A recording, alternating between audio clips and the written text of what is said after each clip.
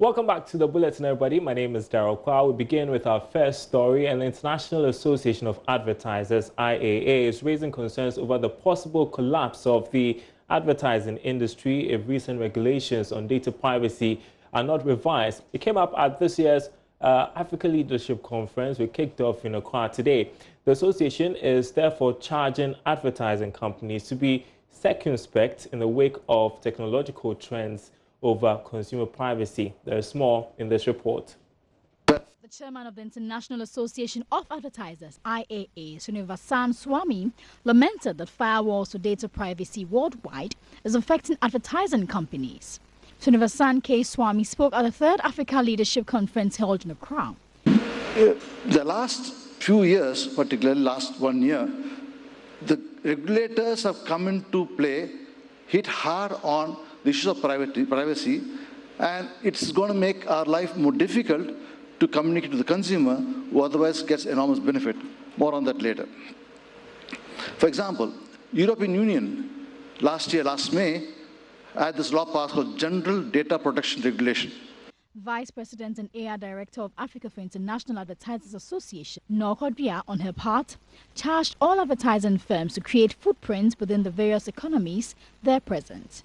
Africa is brimful with potential, and all stakeholders must look to harness this potential collaboratively as well as with a purpose that has a common good front of mind.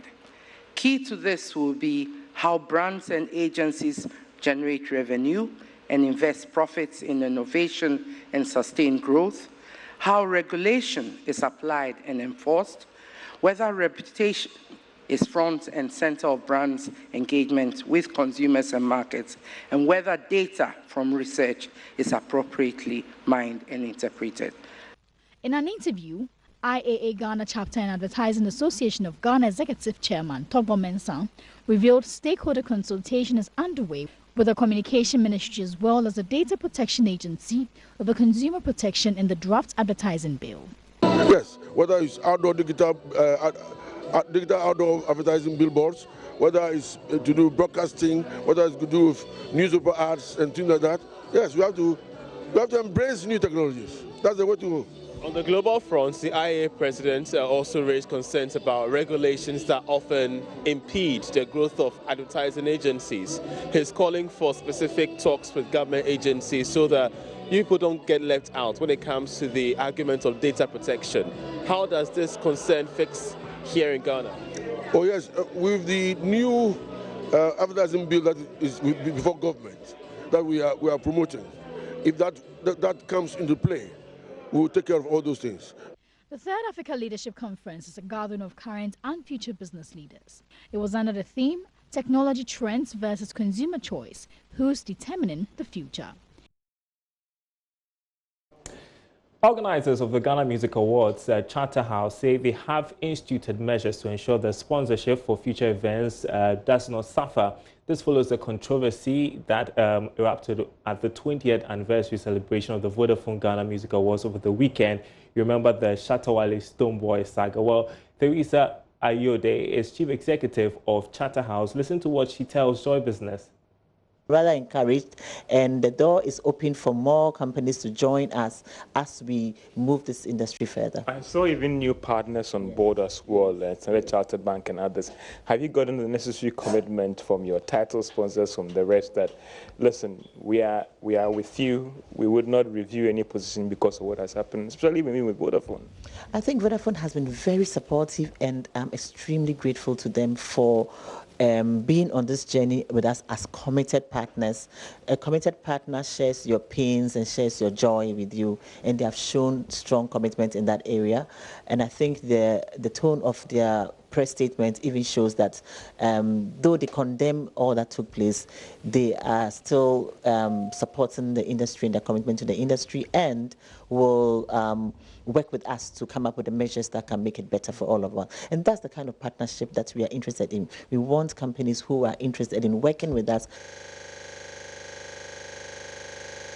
Of course, apologies for that. We have heard Vodafone say they are committed to supporting the music industry in Ghana, although Vodafone has been silent on whether or not it is going to continue to support Charterhouse with the Ghana Music Awards. We are watching that space. In fact, we conducted a poll on our Facebook page. Hopefully, we'll bring you results on what you have to say about how this impacts on sponsorship for the creative industry. Let's move on to some other stories. The Bank of Ghana Governor Dr. Ernest Addison has recommended creation of a separate court to deal with financial cases in the country. Dr. Addison also admitted that the effort by the Monetary Policy Committee of the Bank of Ghana to bring down the policy rate is expected to impact lending rate is being undermined by the high rate of non-performing loans in the banking industry. The governor made these statements at the 4th Ghana CEO Summit in Accra. There's more in this report. According to the Bank of Ghana Governor Dr. Ernest Addison, records by the central bank indicates the country's non-performing loans stood at 18.7% as at the end of March 2019, a development he says is unacceptable for the industry. To this end, Dr. Addison recommended the setting up of a specialized court to deal with cases of financial service providers to expedite debt recovery. As you're aware, we've been trying to lower the policy rates, but we are not seeing the transmission of the lower policy rate in the lending rate to banks, primarily because of the high non-performing loans in the system. Here, I must say that the role of the judiciary cannot be ignored by bringing efficient arbitration of commercial cases. We would be able to address some of the more structural issues concerning this NPL. Indeed, I would recommend the possibility of designating special courts and judges to adjudicate matters relating to the specific issues arising out of the bank resolutions and revocation of license, as well as cases in relation to collateral foreclosure.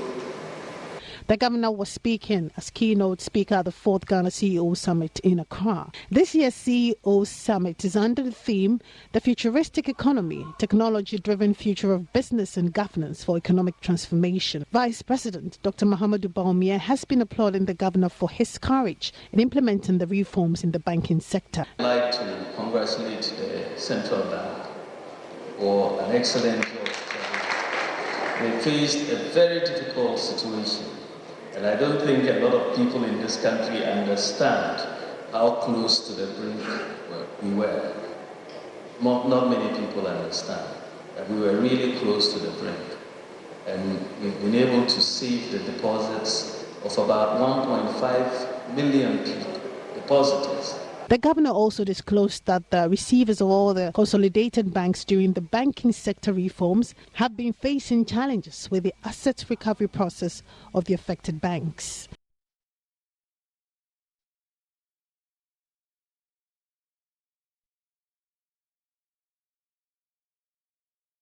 All right, you're watching Business Live. We are monitoring news from around the world that may affect you, including the next one you're about to hear. Now, after the blow of having its Android license revoked by Google in response to U.S. government demands, Huawei has issued its first response, which leaves more questions open than it answers. In a statement, Huawei underscores its contributions to the growth of Android globally, which most recently saw the company's Android phone sales growing by double digits, whilst every other leading smartphone vendor was shrinking or stagnant. That statement reassures current owners of Huawei that they will continue to receive security updates and after-sales service. That promise also covers phones that are already shipped and in stock at stores globally, but no additional promises are made beyond that. Let's make sense of all that is happening around. As host of Geek Squad on Joy FM, Kobe Spike Nkrumah joins me in studio to update us and make us understand what is happening. And as we've been saying, we know that Google has revoked the license of Android license of Huawei, which I think Kobe Spike Nkrumah is the second leading smartphone producer or distributor across the globe, manufacturer across the globe. Let us understand how things have escalated to this level. Okay, so sometime in August last year, Apple not Apple, the United States of America, decided they were banning sales of Huawei devices in America because of fears that they were spying on them, or they had the possibility of being used to spy on them. And that notwithstanding, we still saw Huawei grow in sales, and they made some tremendous profits. Huawei is not only known for making consumer products like smartphones and tablets and computers, but they also sell enterprise-level equipment for network companies and even telecommunication companies. So they also make money from there. But this is a huge blow, because you're basically saying that they can't do business with Google, they can't do business with Intel, they can't do business with Microsoft or Qualcomm.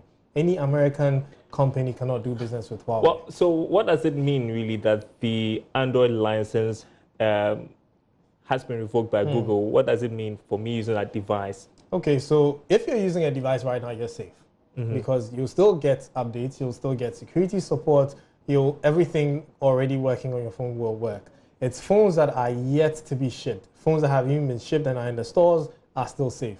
Okay, because that was a question of concern for people who were already using Huawei, whether or not they could still update the apps they have on their phone. They can update their apps, but they may not get the latest Android update, being the Android Q. Right now we're on Android P, the Android Pie. So the Android Q may not be available to Huawei devices when that update is released, because basically it has been terminated. That license has been revoked. But as it stands, whatever they have now, they will release. They would get updates for their apps. They would get updates. They'll get support from Google. Google Play Protect will still support them.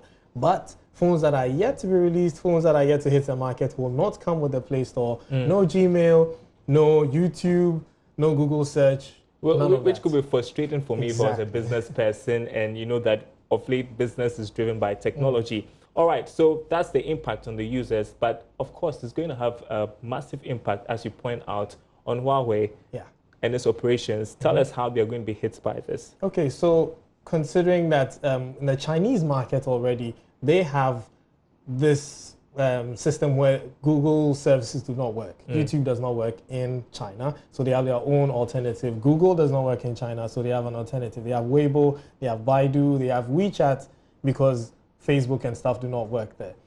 But in the other parts of the world, like in Africa and Europe, where we are so used to using Google services, this is going to be a problem.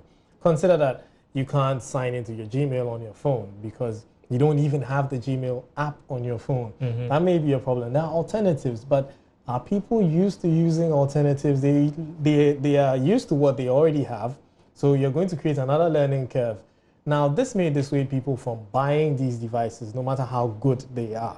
And that may be a problem for Huawei. On the other hand, Google too could suffer in the long run, because Huawei is, well, they saw this coming. They saw that there could be a possibility of America having, coming up with this. So they started developing their own OS.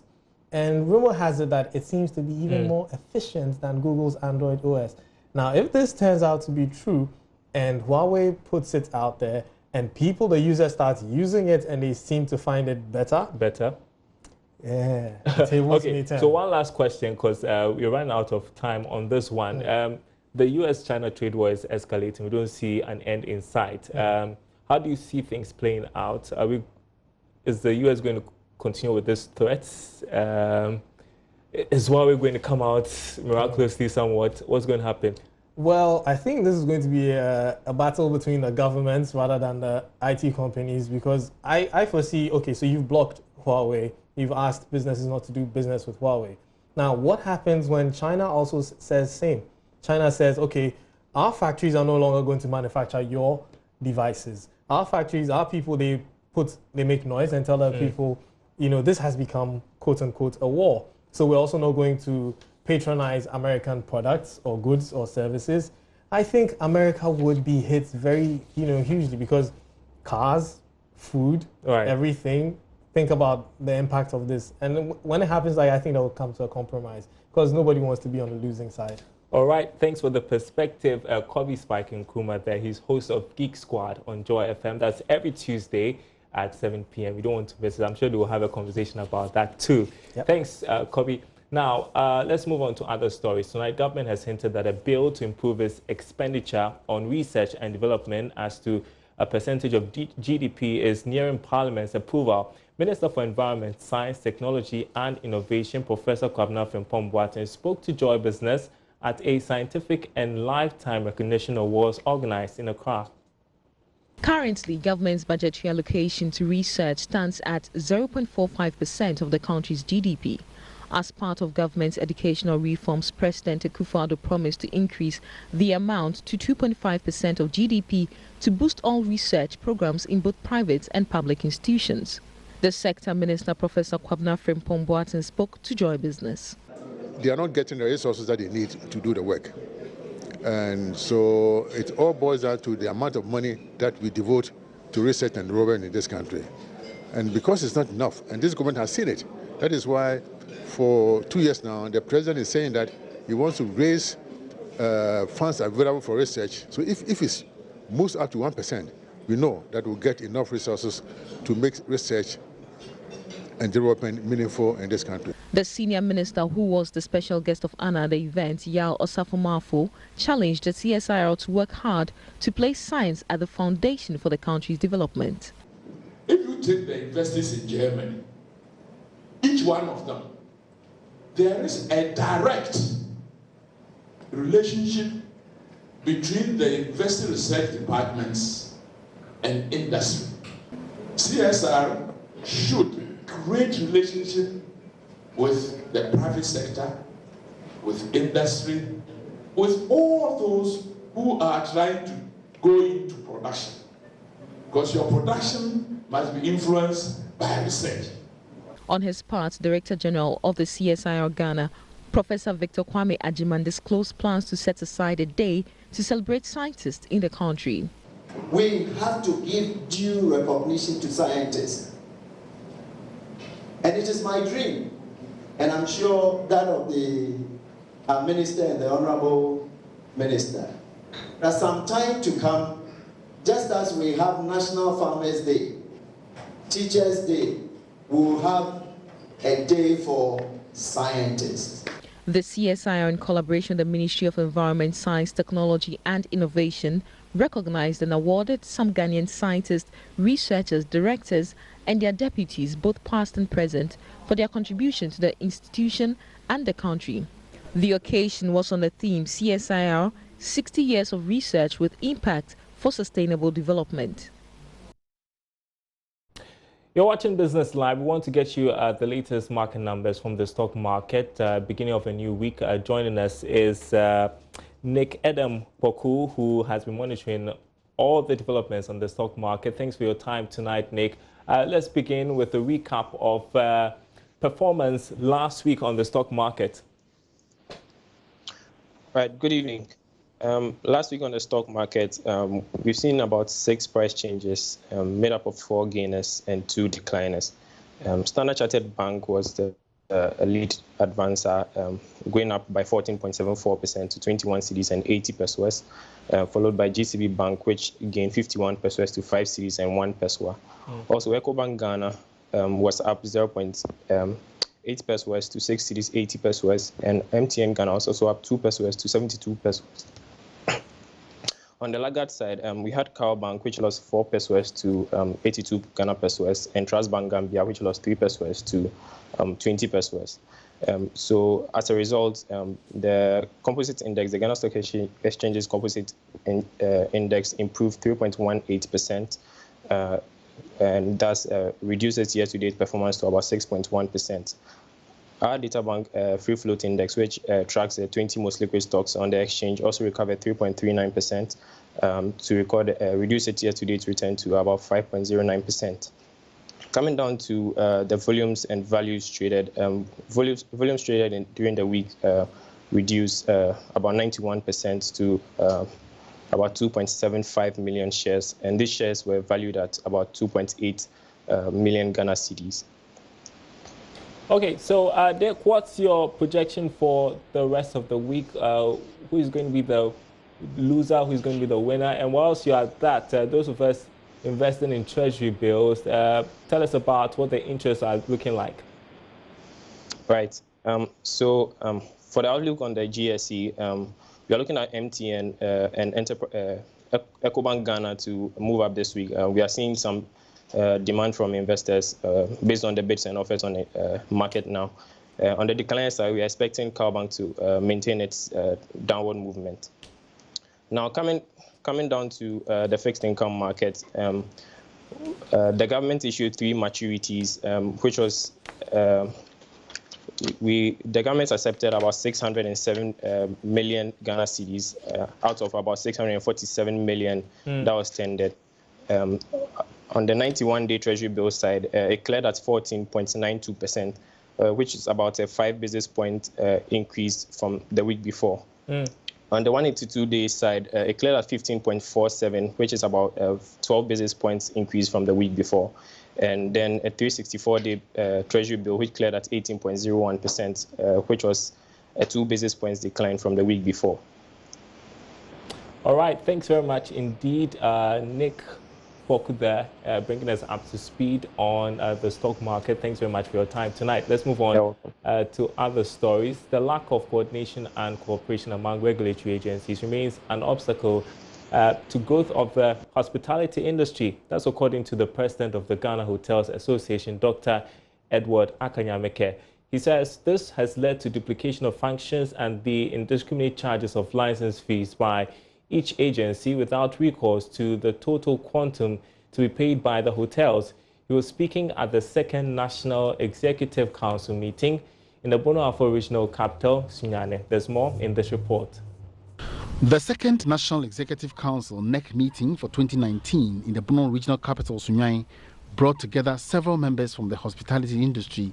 It also offered an opportunity for some of them to air out challenges undermining growth of the hotel subsector in Ghana.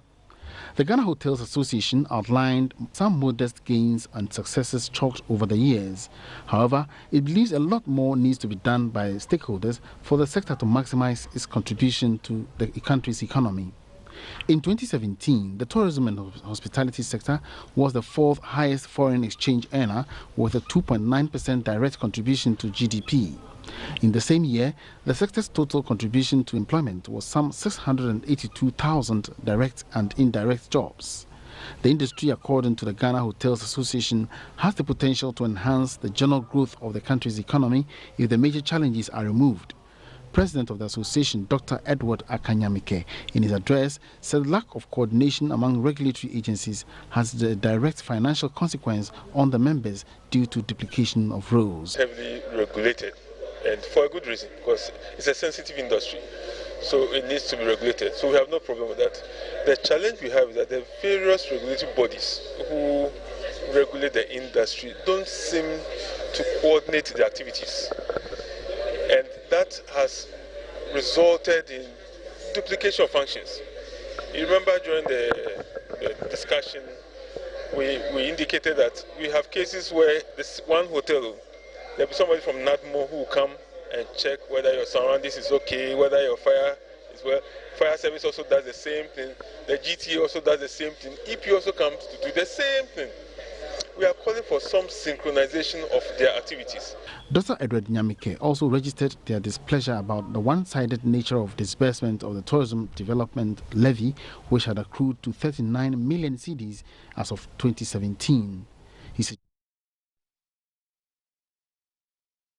You're watching Business Live. Now, the Joy Business Health and Wellness Trade Show is coming on the 30th of May to the 1st of June. We are warming up to the event, and as we do, we want to bring you some health tips tonight.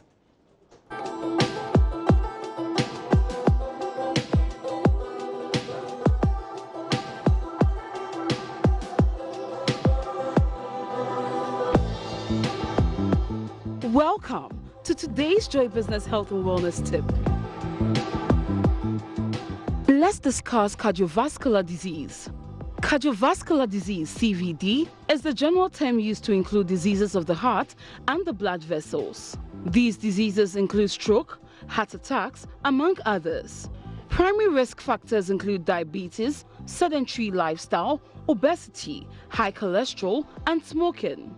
Cardiovascular diseases occur when the flow of oxygen-rich blood to the heart muscles are blocked or reduced.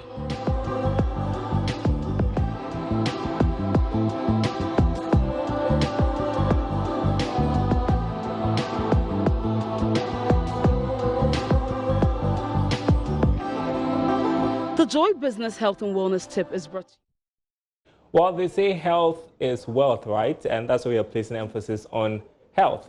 All right, let's, as we check out tonight, want to bring you the Joy Business poll we've been having tonight on the VGMAs. We've been asking, do you think the VGMA 2019 brawl would affect the entertainment industry, sponsorships, branding, etc. moving forward? And that is the results you're seeing on your screen. 86% of you say it would, 14% say it would not.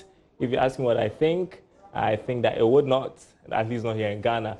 We'll get over it, we'll get past it, we'll forget it. Well, that's it for Business Live tonight. There's more news on our website, joybusinessnews.com. My name is Darryl Kwao. Thanks for watching. We're back same time tomorrow. See you later.